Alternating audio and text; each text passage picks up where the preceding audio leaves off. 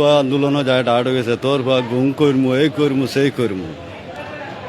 আমি বললাম রে আমার ফুয়া তো বুঝছে না, সাবাল ফুয়া।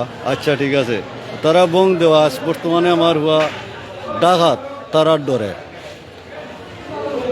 এখন আমার ফুয়া না হওয়ার কারণে আমি তো আমার ফুয়া বাড়িত নাই, এখা গরু 4টা ফালি ওগুন আরো গেছি।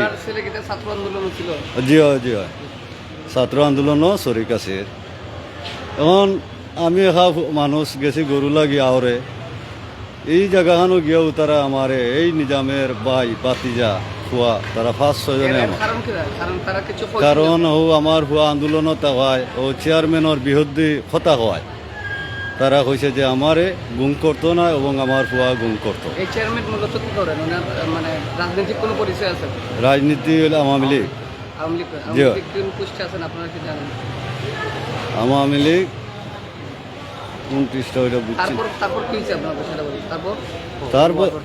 তারপরেও তো যারা আমারে আন্দোলন করছে মারছে, ফখরুল হইল সেক্রেটারি ওয়ার্ডর, আর করিম হইল নেতা। তার আগে আপনার উপর আক্রমণ চালায়? জি জি, তারা ধরি আমারে এই গামছা আছে, গামছা দিয়ে চোখ মুখ বান্ধে আমি তারার গেছে ভিক্ষা সময় চাইছে, কইছে যে আমারে আমার বাচ্চা তোর উপলক্ষে ভিক্ষা তারা মানছে না, বান্ধিয়া যে তোমার আত্মা বানছে ও সময় আমারে দাদি এই কেন খুব দিছে, দিয়া ফালাই গেছে, দানে মারিয়া নিয়া পানিত ফালাই দিছে। এখন এই সময় 2-4 জন মানুষ গরু লাগি গেছে, ওরা দেখিয়া তারা যে টানিয়া নিয়ে আমারে পানিত ফালার এরাই দেখিয়া দাঁড়িয়ে দিছে, আরবার উঠিয়া দিছে দৌড়, আর গিয়া এরাই আমারে ফই লইয়া আইছে। জানা মতো আমি দেখছি যে আমার নিয়াইন বাজার লইয়া আমার ভাই বান্ধবার হাওলায় লইয়া দিছে, আর আমি অপরন্ত আইয়া পৌঁছেছি।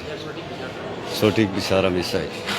দর্শক, আপনারা দেখছিলেন যে বিগত আকারে কত আয়নাগর সৃষ্টি হয়েছিল, সেই তদ্রুপ তাদের এই যে বীজ রয়েছে তারাও কিন্তু সেই আয়নাগর বানানোর চেষ্টা করেছেন। ঠিক তেমনটাই আমার এই মুরব্বী চাচা দেখছেন, ওনাকে কালকে নাকি তুলে নেওয়ার চেষ্টা করেছিল এবং এই মুহূর্তে Sylhet MAG Osmani medical college হাসপাতালে চিকিৎসাধীন অবস্থা রয়েছেন। আমরা আর আমার ভাই যেন তাই তো মনে করো বাড়িতে আসুন, গরু আনার যাইন, গরু আনা গেছেন, যাওয়া পরে তারা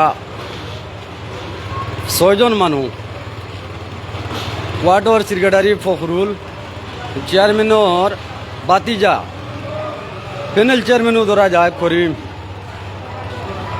আব্দুল জামাল, তারা গিয়া আমার বাইরে গরু আনার যাওয়ার পরে গিয়া দৌড়ছে, দৌড়িয়া ওখানেও মাইট দৌড় করছে, মাইট দৌড় করিয়া গামছা দিয়া হাত মুখ বান্ধিয়া বিল লইয়া গেছে ফালাইতো, নিয়া পানিত ফালাইছেও।